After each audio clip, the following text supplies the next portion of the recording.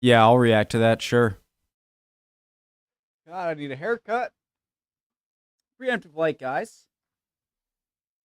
Let's go. Why Finland joining NATO checkmates Russia? Of all the countries on Russia's borders, Ukraine is the one that keeps military planners in the Kremlin up at night the most, but Finland is almost right behind it. And it's pretty easy to understand the basics of why. Finland shares the second longest border with Russia in Europe. It extends for 800 miles through thick forests and snow across essentially a no man's land where hardly anybody at all actually lives. These 800 miles. Look, all right. Everyone, be ready to learn. All right, that's what we're here for. And I will have questions, but just want to make a comment. What did Russia expect would happen after they invaded Ukraine? I mean, of course, anyone along the borders of Russia that isn't in NATO, Finland. Obviously, there's Belarus, but they're friendly with Russia, right? And Estonia, but they're in NATO. But I mean, if this was a calculated decision by Russia, then okay, then you knew it was happening. But if they were surprised at all, then I don't know what they were thinking.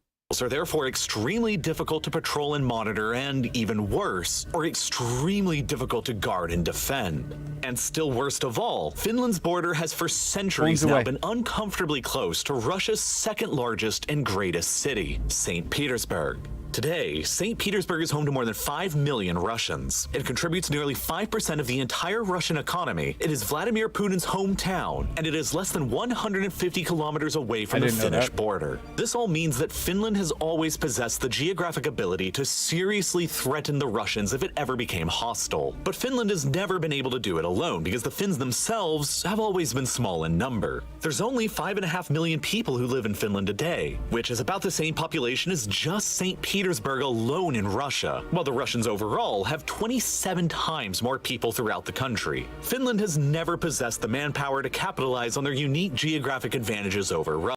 Are they similarly densely populated? Because I bet you, how many? Finland has never. Russians overall have 27 times more people.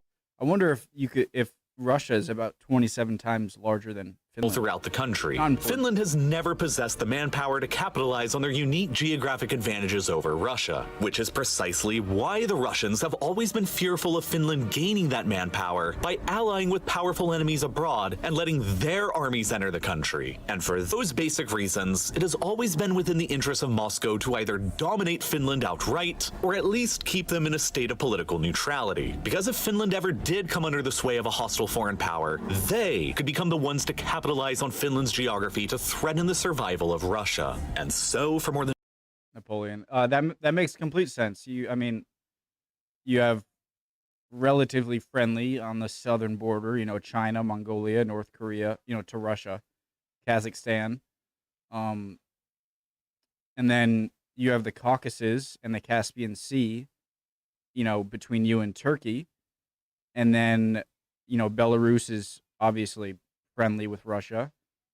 And then, Ukraine and Finland are really the only two weak points. So, yeah, that makes sense. Than 200 years now since the days of Napoleon, the Russian strategy of pacifying Finland and preventing them from joining hostile military alliances more or less worked out. But in a matter of months, all of these centuries of careful Russian foreign policy and diplomacy in regards to Finland will come crashing down into ruins. Because Finland has finally decided to end its neutrality for good by joining the NATO alliance alongside the United States. It will cost the Russians dearly for generations to come by checkmating their ambitions in the north, and it is one of the most catastrophic foreign policy disasters for the Kremlin to have come from Putin's invasion of Ukraine. Russia's strategy of dominating Finland began more than 200 years ago, back in 1808. At the time, the Russian Empire had recently allied itself to Napoleonic France, and the biggest enemy they faced were the British and the Royal Navy. Sweden, who at the time controlled Finland, allied themselves to the British, and remember, Finland is uniquely posed to directly threaten St. Petersburg when they acquire manpower from abroad. And back then, this was even more important because St. Petersburg was the capital of the Russian Empire over Moscow. Fearful of the Royal Navy's ability to utilize Swedish and Finnish ports in the Baltic to threaten St. Petersburg, the Russians demanded that the Swedes shut down all of their ports to the British and close the Baltic Sea to them, which they refused to do, and in response, the Russians invaded Finland in 1808 to take over the ports themselves. In less than a year, the Russians had completely overrun the entirety of Finland and decisively defeated the Swedes, forcing a peace that ceded Finland in its entirety over to the Russian Empire. In doing so, guys, so does the Scandinavian... I feel like I've asked this like 10 times, but is this the start of the Scandinavian Peninsula, or is this the start, or is this the start? Russia had ensured the security of St. Petersburg by pushing their own line of control hundreds of kilometers away from it and dominating the Gulf of Finland on all of its sides in the process, making any hostile attack on the Russian capital almost unthinkable. And better yet, Sweden was so decisively defeated during this war that they have never fought another one ever since. In fact, Sweden was so crushed by this Russian invasion that they would continue keeping their security policy officially neutral for the next 213 years, until the 16th of May 2022. One of the big things I learned, like in the 1600s, early 1700s, before they lost in the Great Northern War, or they lost to Peter. Anyways, I didn't realize just like how big of a player Sweden was in Europe until, you know, learning about them in like the 30 Years' War, for example. When in response to another Russian invasion, they would finally announce their intent to join NATO alongside Finland. And as Am I right? 30 Years' War?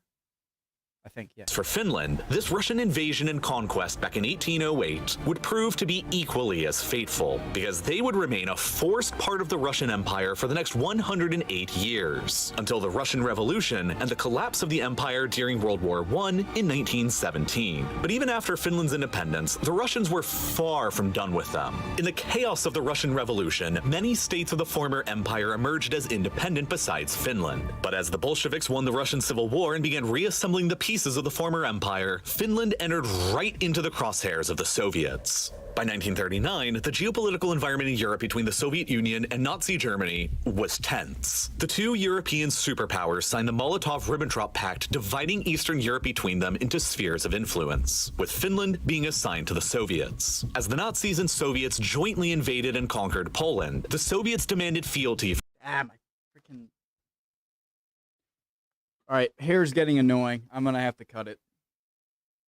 From the Baltic states in the form of them granting Soviet military bases on their territories, which they reluctantly agreed to. The Soviet gaze next turned to Finland. At the time, as the Nazis and Soviets jointly invaded and conquered Poland, the Soviets demanded fealty from the Baltic states in the form of them granting Soviet military bases on their territories, which they reluctantly agreed to. The Soviet gaze next turned to Finland. At the time, Finland controlled more territory than they do today, especially across the Karelian Isthmus here, meaning that the Finnish border back then was only 32 kilometers away from the Soviet Union's second largest city, Leningrad, modern-day St. Petersburg. Once again, ever fearful of Finland entering into a military alliance with That's a cool looking tank. a hostile foreign power and gaining the manpower to threaten Russia, in this case, an alliance with Nazi Germany, the Soviets presented the Finns with an ultimatum. They wanted Finland to cede territory in the Karelian Isthmus up to here so as to push the border further away from Leningrad, in addition to Finland ceding all their islands in the Gulf of Finland and allowing a Soviet military base to be built near the capital, Helsinki. In exchange, the Soviets would give Finland these territories further to the northeast to compensate.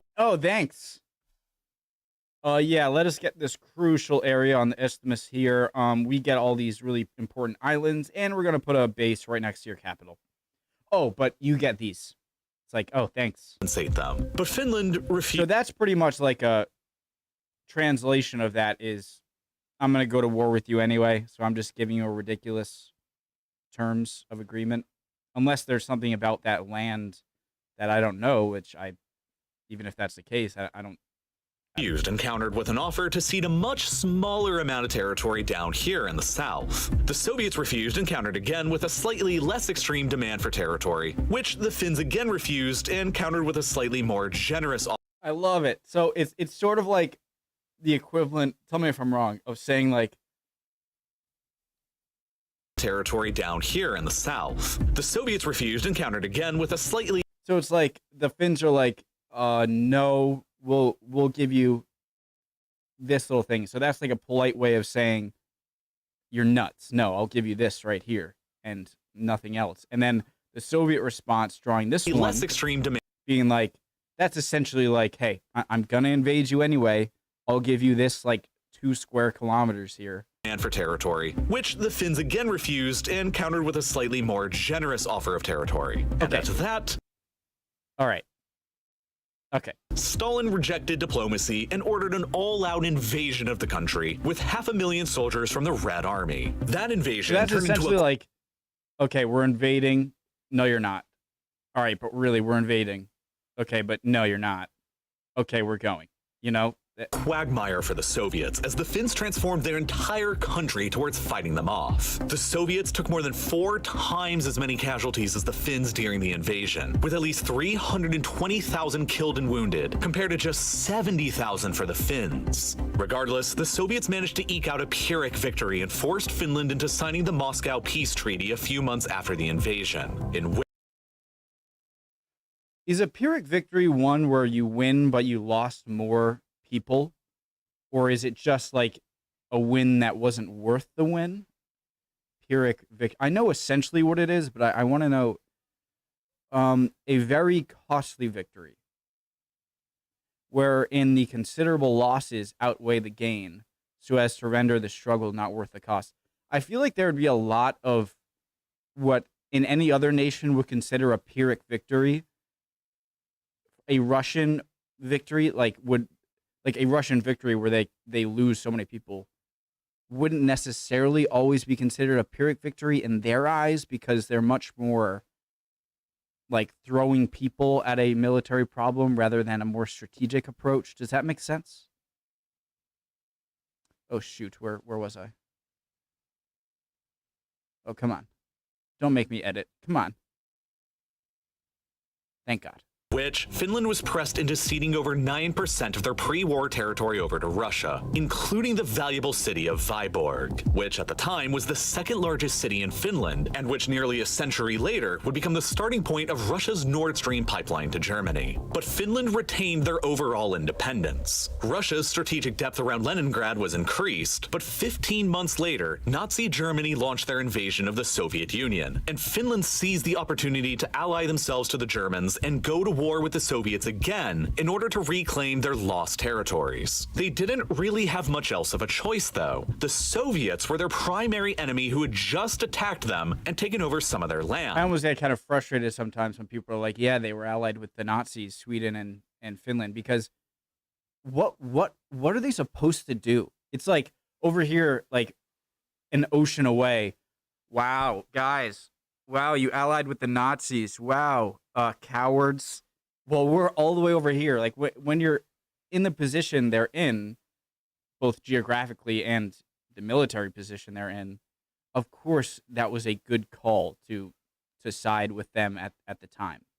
Sweden was neutral, and the Western allies were allied to the Soviets. Thus, at the time, Nazi Germany was the only great power able and willing to support the Finns against the Russians. German troops were allowed to enter Finland, and the Finns assisted the Germans in the siege of Leningrad and the greater invasion of the country. Finland and the Soviets would go on to fight for another 3 years until September of 1944, when they signed another peace treaty that essentially confirmed the status quo of the older peace treaty. Only this time, Finland was also forced into expelling all foreign militaries from their borders. Following the end of the war and the defeat of Germany, Finland realized that its geopolitical status as a small, capitalist country directly next door to an expansionist communist superpower who now dominated Eastern Europe and the entire southern shore of the Baltic.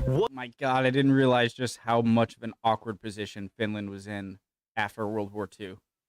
Was incredibly precarious, and so in order to maintain their independence and sovereignty, they were left with little other choice but to essentially carry on throughout the Cold War as a neutral state. Finland never took part in the Marshall Plan and never received financial aid from the United States so as not to anger the Soviets. I wonder why the Soviets Finland didn't agreed invade. that it would resist attacks against the Soviet Union through their territory and would call on the Soviet army to defend them were such an attack ever to take place, and it never joined either NATO or the Warsaw Pact. And yet Yet, at the same time, the Finns organized their entire military and much of their society towards a singular purpose: deterring the Russians from ever attacking their country again through a fanatical policy of total defense. Mandatory military conscription for all men in the country remained in force throughout the Cold War, and Finnish military spending remained high for a country of their size. After the Soviet Union collapsed in 1991, the land borders between Finland and Russia remained unchanged. The only difference was that instead of the Soviet Union next door, the country was now called the Russian Federation. Finland proceeded into the post-Cold War world cautiously. They technically abandoned their stance of total neutrality alongside Sweden by joining the European Union in 1990. Guys, why did the borders change of the Soviet Union? Like, how did it switch so fast from having, you know, all of those eastern blocks under control to having no control at all?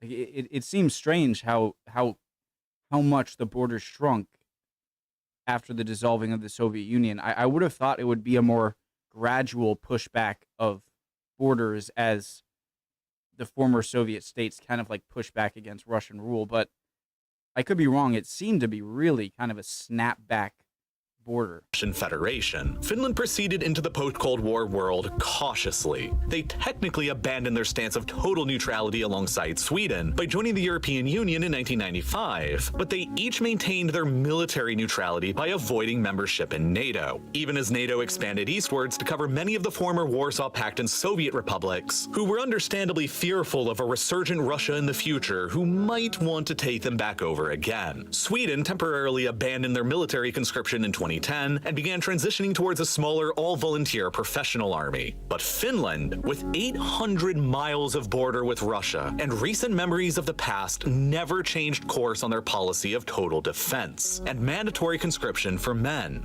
Even today, 3/4 of all men in Finland continue to complete their mandatory military service and join the reserves. In the event of I mean, that makes complete sense. Sweden, in order to be a big, you know, territorial, or in order for Sweden to be threatened by Russia full on, you know, like in terms of being invaded or something like that, they would have to go through Finland to get to them. And so they don't need as quick reaction time as Finland does. Obviously, if you're Finland, then there's no one in between you and Russia. And so you need to be able to call on, like, if everyone had as much military training as me, aka nothing, then there'd be a giant problem in mobilizing people, because you wouldn't have the kind of military psyche or that basic training to get you know, ready for war. And so that makes complete sense that they would have that conscription thing. A war with Russia, Finland can rapidly mobilize around 280,000 men today to join the ranks of the army, and they have around 1 million men in total in the reserves that it can call upon if needed, representing more reserves than Germany, France, and Italy all combined, and representing nearly 1/5 of the entire Finnish population. And unlike the Russians, they will be well armed with the latest weaponry and firepower. While they didn't directly join NATO, the Finns cooperated with the alliance extensively in military exercises and purchasing of NATO weaponry. The Finnish army possesses around 1,500 artillery and rocket systems, which is one of the largest artillery arsenals in modern Europe and greater than the United Kingdom. They have more main battle tanks than Germany, a country of more than 83 million people, and their air force wields a fleet of 64 American-made F-18 fighter jets, which will very shortly be fully replaced with 64 modern American-made F-35 fighter jets, which will cost them $10 billion to acquire. And on top of their plentiful advanced equipment, the Finns themselves are highly motivated to defend their country. A poll conducted back in 2016 showed that Finns possess the highest willingness to defend their country anywhere in Europe, with a whopping 74% of the population saying that they would. And support for conscription I'd imagine Poland is probably pretty high too. in the country has never gone away, with a poll in 2021 showing 73% approval among Finns for maintaining mandatory conscription for men. As I said before, Finland's military and society has been designed over the decades in a way to deter another Russian invasion as much as physically possible. And even after the collapse of the Soviet Union, they have never gotten too comfortable with their neighbor. But Finland's foreign policy continued to avoid joining NATO outright so as not to provoke Moscow too unnecessarily. Even after the Russians invaded Ukraine for the first time back in 2014 and seized control over the Crimean Peninsula, a poll showed that only 22% of Finns supported joining the NATO alliance. That attack was just too small to send fears through Helsinki. But everything would change after February 2022, when the Russians massively escalated the I mean, you'd have to be ridiculously stupid, I think, not to consider NATO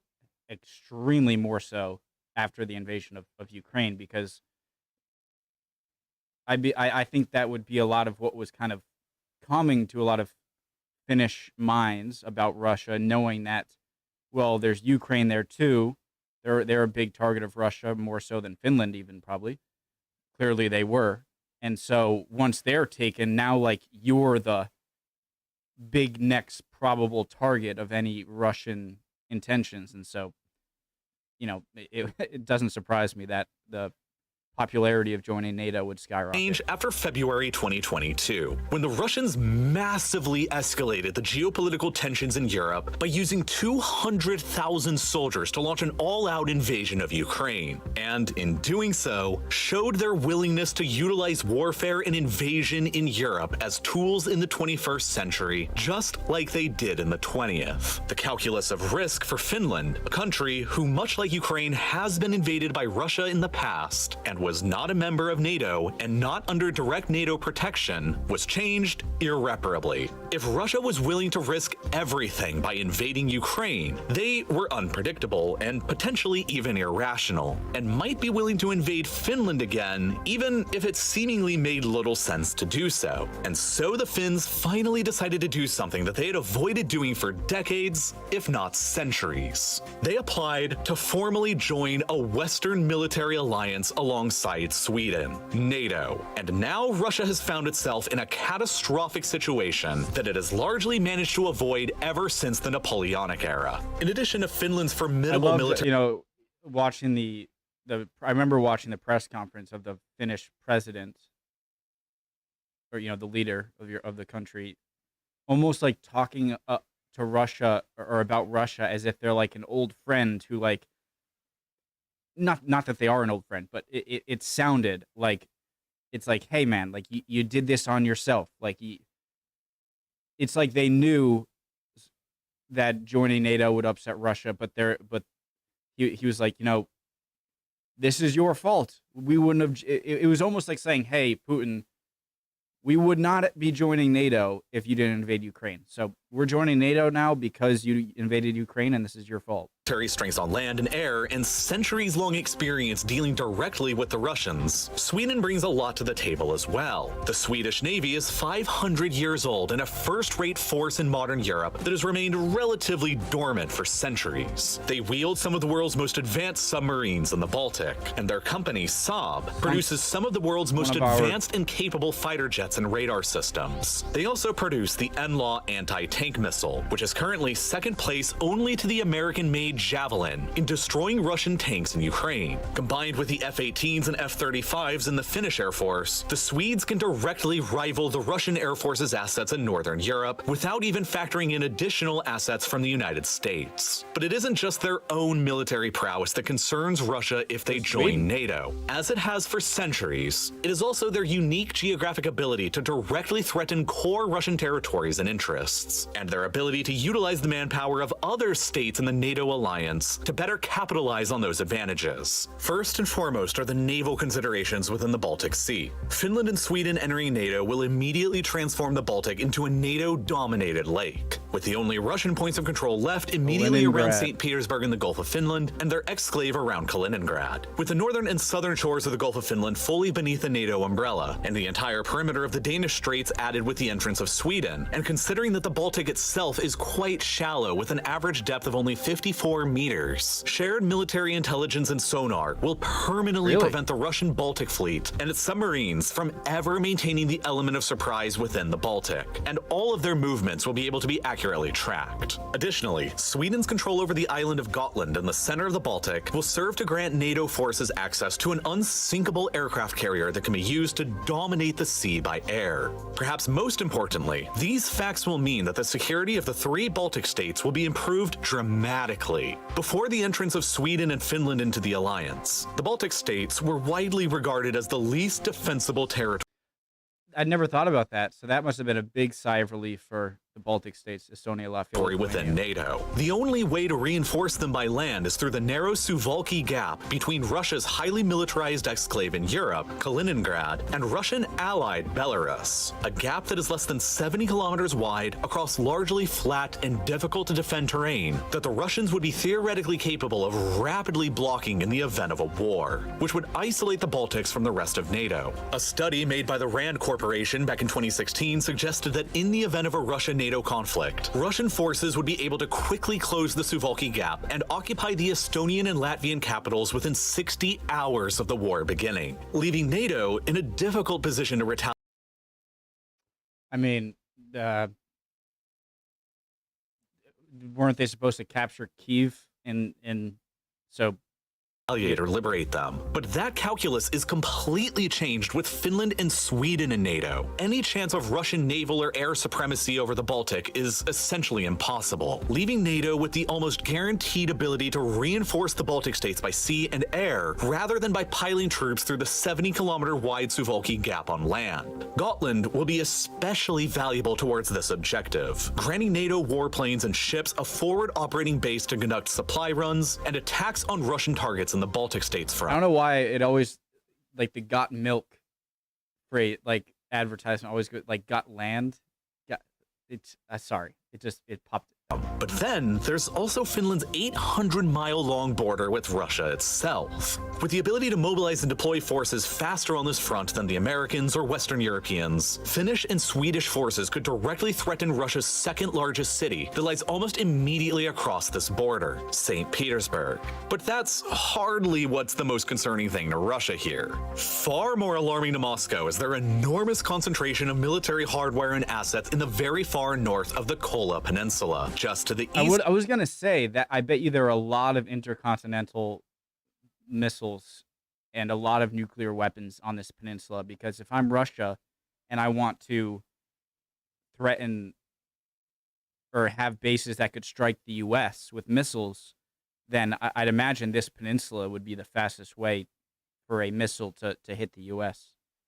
To Finland's northeastern border. The Kola Peninsula is one of the most heavily militarized locations on the planet, with a heavy concentration of Russia's nuclear weapons arsenal. There are multiple nuclear ICBM launch facilities dotted around here that have the range to strike anywhere in Europe or North America by flying over the Arctic Circle. There are also multiple bases here that are home to many of Russia's strategic bomber forces, including the Tu-160, the fastest operating bomber in the world that can travel twice the speed of sound and is capable of carrying nuclear bombs to most of Europe and North America by, again, flying over the Arctic Circle. And it is also crucially home to Murmansk, the largest city anywhere within the Arctic Circle and one of Russia's most significant ports because of the fact that it is Russia's only port facility on the Arctic Ocean that doesn't freeze over during the winter because of the polar jet stream. Because of this fact, the Russian Northern Fleet is headquartered nearby in Severomorsk, with several other operating bases nearby, and it is the crown jewel of the Russian Navy and Russia's nuclear deterrence. With the Kremlin long being aware of how precarious their position is within the shallow and enclosed Baltic Sea, the Russian Baltic fleet there only has a single submarine currently garrisoned with it, and it doesn't even have the ability to fire nukes. Russia has instead focused the majority of their nuclear deterrence against the West up here around Murmansk. The Northern Fleet controls the lion's share of Russia's advanced nuclear submarines, including the modern Borei-class subs, capable of carrying 16 ballistic missiles on board and up to 96 nuclear warheads. There are also the conventional Yasen-class nuclear submarines that carry conventional cruise missiles that can be used to hit offshore oil and gas infrastructure and coastal targets. And unlike within the constrained and shallow Baltic, these submarines can operate across the Arctic Ocean under the ice, largely with impunity, and can even pass through the wider GIUK gap between Greenland, Iceland, and the UK in order to operate in the northern Atlantic. But Finland's entry into NATO massively complicates Russia's military planning and deterrence up here. Most important to consider is that all of Russia's ICBMs, strategic bombers, and the Northern Fleet itself in the Kola Peninsula are almost supplied entirely from the rest of the country by just a single twin highway and rail corridor called the R21, extending up north from beyond St. Petersburg and Moscow. This highway and railway extends for hundreds of kilometers and crosses through some of the most sparsely populated and empty forests anywhere in the world. And it all runs almost immediately parallel to the Finnish border, with less than If you're Russia, though, I mean, I feel like if you're Russia, especially now, your opponents have a lot more to lose than you do. So you're essentially permanently protected from any land invasion because you have nuclear weapons. No country, including especially the U.S., will ever want to even step a foot into your territory, because that could be the end of the world, or that could be millions and millions of people dead and cities leveled. So I feel like, and now, now that Finland is in it, they have the same thing. But again, the West has a lot more to lose right now. It's hard to go much lower than Russia is right now in terms of their overall well-being, I guess. 100 kilometers between them at the narrowest points. This means that in the event of a greater Russia-NATO conflict, rapidly mobilized Finnish special forces or even forwardly deployed American special forces could theoretically advance at any point along this long and hard-to-patrol area and occupy or destroy. Okay, but this would only happen in a nuclear scenario. So the only way that this thing is worried is it during a nuclear conflict. So is this even worth, or obviously it's worth talking about, but in order for American troops to go across this border and harm this way, so much bad stuff had to already have happened that it's almost like, even thinking any about section this. of the R21 highway and block off the majority of Russia's nuclear and submarine deterrent from receiving resupplies from the rest of Russia by land. That would be a disaster for Russia and push them into a situation where they would have to either use their nuclear weapons on the peninsula or probably lose them. But the other problem is that with Finland and Sweden in NATO, NATO's geographic presence within the Arctic Circle would be greatly extended, granting the entire alliance better early warning missile detection from any ICBMs or bombers taking off from anywhere in the nearby Kola Peninsula headed towards Europe. With America and Europe's advanced missile defense systems and this advantage in early warning, it's uncertain exactly how many Russian missiles would end up striking their targets before retaliatory NATO missiles would strike theirs. And that's why, almost as a last resort to their increasingly terrible ability to actually deter the West, the Russians have recently been developing their ultimate doomsday weapon, the Poseidon torpedo. This is essentially a drone that takes the shape of a torpedo that possesses up to a 100 megaton nuclear payload, which is huge. It can be loaded up onto a new class of Russian nuclear submarine, the first of which is called the Belgorod, that was just recently delivered to the Northern Fleet in July of 2022, just after the invasion of Ukraine and the Finnish and Swedish announcements to join NATO. The Belgorod will be headquartered in the port of Severodvinsk on the White Sea, much further away from the Finnish border and the rest of the Northern Fleet facilities within the Kola Peninsula. This means that in the event of a war with NATO, the Belgorod and future nuclear submarines just like it, armed with the Poseidon torpedoes, should be capable of discreetly leaving port through the White Sea and the Arctic Ocean and towards either the GIUK gap in the west or the Bering Strait in the east. Once there, the Belgorod could fire the Poseidon, which can allegedly travel for up to 10,000 kilometers underwater before detonating its enormous nuclear payload immediately offshore of coastal targets like like New York or Los Angeles, generating an incoming mega tsunami that would be impossible to stop or defend against once it happens. Once Finland enters NATO, and if they So, like, what's the strategy at that point? So, is the strategy for the U.S. or for NATO as a whole, just to, like, okay, would it be to set off, to deploy nuclear weapons and try and nuke every single part of Russian infrastructure? And then you have any submarines that are already around the world that are going to set off their nuclear weapons.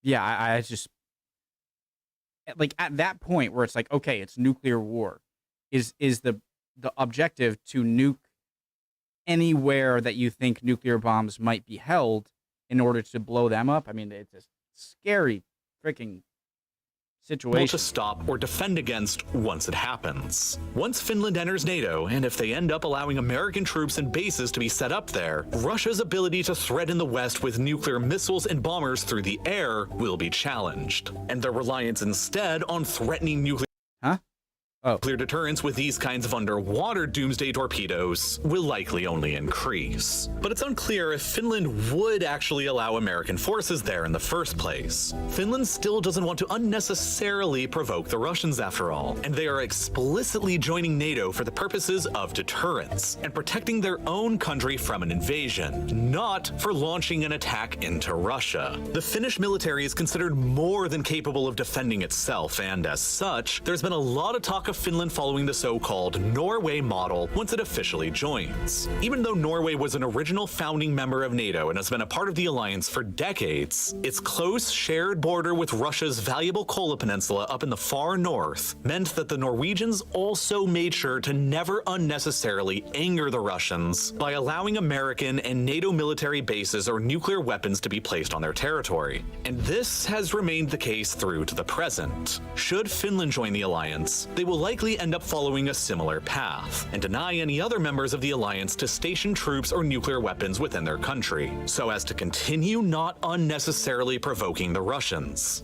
And at the same time, Finland and Sweden's entrance into NATO must be approved by all 30 other members of the alliance. And as of the production of this video, 2 have continued to remain as holdouts: Hungary and Turkey. Finland and Sweden expect that they'll both approve by the end of the year, and both should become full members of the alliance by April of 2023. And when they do, centuries of history will suddenly be upended, and Russia will face its most vulnerable position in the north it has ever faced since at least the 18th century. Now, security... Part of me is like, what the hell, Turkey and Hungary? But another part of me is like, hey, you have those provisions in there for a reason. And if you're going to have those provisions and then get pissed off when other countries use those provisions to keep someone from getting in who they don't want in, then what's the point of having those provisions in the first place, you know? So on one hand, I'm like, hey, what the hell, Hungary and Turkey? And on the other hand, I'm like, well, it's their right to do that, right? Okay. April of 2023. And when they do, centuries of history will suddenly be upended, and Russia will face its most vulnerable position in the north it has ever faced since at least the 18th century. Now, security issues don't... I'm going to play through the ad, but I just want to, before I forget it, my just major kind of concluding point is that it seems like to any non-NATO country who is along a Russian border or just feels threatened by Russia at all, like any sort of uncertainness over what would happen if Russia did invade them and how much help they would get is now no question at all. Clearly, if you're not in NATO and Russia invades you, Russia has nuclear weapons. NATO isn't going to come in contact with them because of mutually assured destruction or direct contact. And so you might get aid from NATO and NATO countries, but you're not going to have direct intervention. And you're essentially, in terms of the fighting part, completely on your own. And that's the thing. And so I feel like this erased any uncertainty about that. And it's like, okay, look at what's happening to Ukraine. If that happens, if they invade us, we're going to get secondhand help from NATO, but it's going to be on us. And if Russia conquers us, then we're conquered, you know? And so I'm sure that was a big wake-up call for a lot Don't of just people. affect countries on a macro level. They also affect individuals like you and me, regardless of how well prepared we are, and they can sometimes result in catastrophic consequences. Like, I'm most afraid of like an invasion of Taiwan now, because I think even Russia isn't crazy enough to. One of my friends on Nebula has a channel here on YouTube, Alex's Corner, and they recently got their channel stolen and transformed overnight into a repository for cryptocurrency scam videos and live streams. This same thing has happened to literally thousands of YouTubers on this platform, both large and small, over just the past couple of years, who have all lost their accounts to crypto scammers, nearly including myself. This keeps on happening because every creator here on YouTube and elsewhere gets constantly bombarded by emails that appear to be from places like YouTube, our bank, our social media accounts, or companies who want I never check my email. I'm too lazy, so I guess I'm safe. to sponsor us, but are actually just an elaborate and discreet attempt at stealing passwords in order to gain account access. It's a scheme known as phishing, and they can affect anyone. 3 years ago, I nearly fell victim to one myself when I received an email that appeared to be from YouTube informing me I received a copyright strike, which I opened and clicked on to review. It took me to a website that looked just like YouTube, where I logged in with my account credentials and password, and that was all it took. The phishing attempt stole my password, and the person who sent it briefly gained access to my YouTube channel, where they diverted the account to where all of my AdSense payments were going to. And these schemes are getting better disguised every single day, so it's not crazy to think that one or two might eventually sneak in and convince That was probably a lot of money. even the most seasoned of internet veterans. And that's why, in order to protect myself, I use today's sponsor, NordVPN, and their threat protection service, which includes a specific feature to warn you about phishing. Like, if I ever had a sponsor from NordVPN, I already know what I'd say. Like, all you gotta do is tell people, hey, you want people, looking at your search history, all that weird porn you watch? Well, it's gonna be out there, unless. And then I bet you get a bunch of people. Links, as well as features like a blocker for malicious ads and dark web monitoring to alert you if any of your passwords have been leaked anywhere online. And all of these features come with a robust VPN as well, so you can protect your data and unblock all that content on Netflix and other streaming sites as well. Best of all, you can try out NordVPN by following the link down in the description below, or by clicking the button that's here on screen right now, and you can try it out with absolutely zero risk. Nord has a 30-day money-back guarantee, so you get to try it out for yourself and decide if it's worth it without any commitment. So go to nordvpn.com/reallifelore to get the 2-year plan and 4 additional months for free tacked on. It's a great way to help support Real Life Lore at the same time. And as always, thanks for watching. Thank you for making. Cool video. Great. From Real Life Lore. Really great video. Informative. I learned a lot. I hope you guys learned something or can teach me something in the comments. And I'll see you guys next time. All right? Love y'all. Bye, guys.